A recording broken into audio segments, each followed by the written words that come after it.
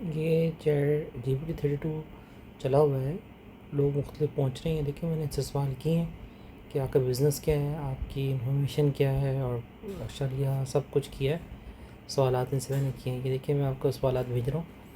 اور اس کے بعد انہوں نے مجھے یہ ویڈیو بھیجی، جبکہ SCCP کی ویب سائٹ کے اوپر ان کا کوئی رجسٹرڈ نہیں ہے، FBR بھی کوئی رجسٹرڈ نہیں ہے.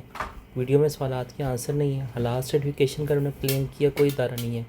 یہ دیکھیے میں نے جب اس کو مینشن کیا، آگے کہہ رہے ہیں کہ بس باقی لوگ پاگل ہیں، آپ سمجھدار ہیں بس، اور بلا وجہ ٹائم ویسٹ کر رہے ہیں، اور یوزرز بھی ہم صرف ایشو سولو کے لیے.